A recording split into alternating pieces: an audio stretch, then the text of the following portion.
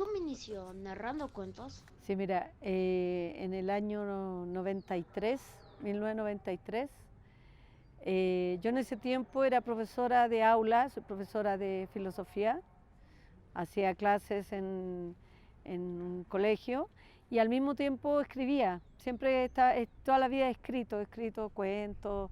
Y entonces una amiga cercana me contó que se había recién instalado la semana anterior en un local de Santiago, en Chile, un grupo de narradores orales. Y a mí me llamó la atención, no sé, fue como el llamado, como dicen, el llamado de la selva, fue el llamado. Entonces yo a la sesión siguiente que ellos tenían, que era un miércoles, fui. Y cuando escuché, sentí que era lo que me gustaba hacer, lo que me impactó mucho, me encantó. Y entonces ellos tenían un espacio de micrófono abierto al final de la función. Yo en esa no conté, a la siguiente me preparé y llegué a contar, salí como público a contar uno de mis cuentos y me fue muy bien, pero además sentí una emoción que no había experimentado en otra actividad en mi vida. Y cuando bajé del escenario con la reacción del público bien, fue una ovación, porque fue un buen cuento, de hecho un cuento que muchos narradores ahora en varios países lo cuentan. Y cuando salí de ahí ya supe que era lo que quería hacer. ¿Cómo le fue en su primera presentación? Sí, esa vez que fui a esta presentación la disfruté y cuando abren el espacio para público y yo salgo y cuento el cuento se llama La Voz.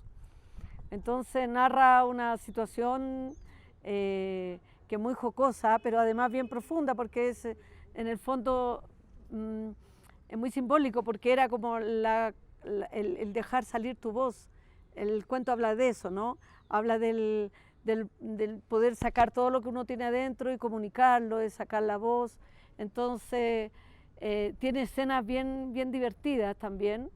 Y cuando yo estoy contando y veo que el cuento va funcionando, que la gente responde, que se ríen, que exclaman cosas, y yo estaba muy atenta escuchando lo que estaba ocurriendo, eh, fue tomando impulso el cuento cada vez más, entonces terminó siendo un cuento con mucho despliegue. Y la verdad es que al terminar de narrar vino como una ovación, que para mí era primera vez que yo estaba en escena, sí, en verdad había estado en grupos de teatro, en la universidad, haciendo cosas pequeñas, pero no era algo que a mí me llamara demasiado. Sin embargo, ahí yo sentí que estaba en lo mío, que estaba en mi salsa, como se dice.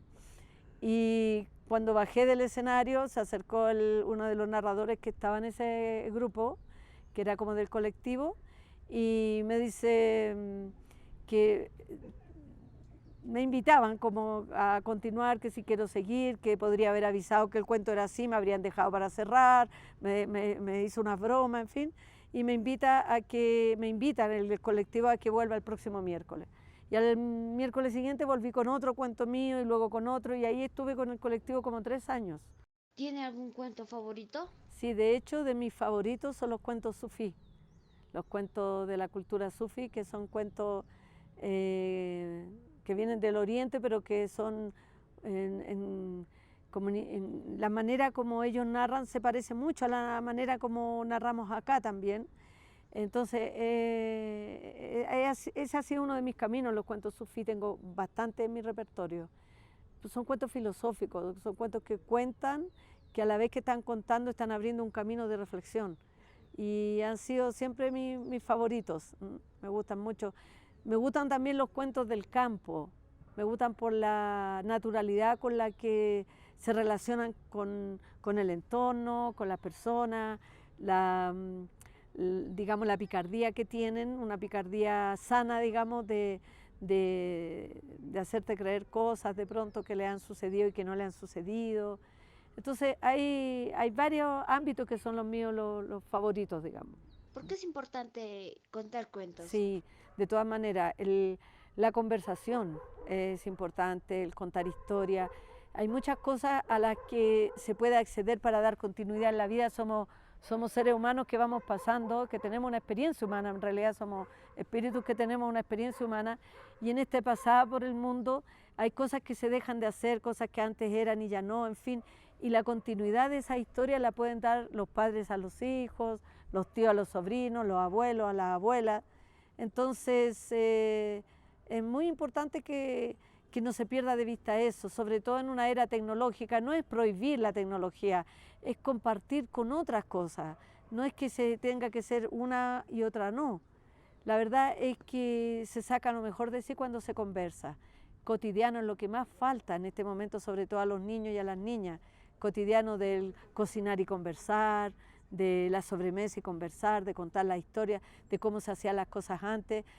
Últimamente, por ejemplo, yo conversando con un sobrino, yo le estaba contando unas historias mías de niña, porque él me dijo, tía, ¿alguna vez usted se quedó afuera de la casa sin que sus papás supieran? Y sin permiso en el fondo. Yo le dije, bueno, sí, y le cuento la historia cómo había pasado y que no tenía cómo comunicarme. Entonces me dice, ¿y por qué no llamó por celular? Entonces yo le dije, porque no existían los celulares, y me puso una cara así, me dijo, ¿cómo no existían los celulares? Entonces de ahí le empecé a contar toda la historia más o menos de cómo era tener un teléfono en el barrio, un aparato de teléfono en el barrio para toda la comunidad prácticamente. Y entonces de ahí se abrieron un montón de conversaciones. Otro amigo me contó de que su hijo pensaba que siempre había existido la comida de perro y la comida de gato, ¿no? No. Entonces son cosas que son muy sencillas, una máquina de escribir, y un niño preguntaba, a propósito de una exposición de Neruda que hubo en Santiago, y estaba la máquina de escribir donde Neruda escribía. Entonces, dos niñas pegadas en la vitrina mirando, y se preguntaban cómo borraban, cómo mandaban la información. Entonces, son cosas que en el fondo ayudan a desarrollar la curiosidad, a ampliar la imaginación, la fantasía. Entonces, y eso no hay otra manera de pasarlo que oralmente. Entonces, los padres, las madres, los tíos, las abuelas, fundamental incorporar en la rutina diaria un momento de conversación, de contar algo, de mostrar un objeto y decir, ¿sabes para qué servía esto? Y contar la historia de ese objeto, que para muchos niños hoy día son cosas extraterrestres, ¿no? Como no las conocen. Y yo creo que esos son los vínculos emocionales que se conservan. Nosotros crecemos, los recuerdos crecen con nosotros, tienen proporciones distintas. Cuando recordamos una casa de niñez, yo contaba ayer en un taller, normalmente recordamos que las paredes eran altas, que los pasillos eran enormes, todo porque éramos niños pequeños que recordamos con esa dimensión. Y eso tiene mucha potencia en la vida adulta, los recuerdos de infancia. Entonces hay que generar buenos recuerdos. El mejor regalo para un niño, para una niña, es un buen recuerdo. De allí nace todo lo demás. Bien, gracias por la entrevista. Gracias a ustedes, pues.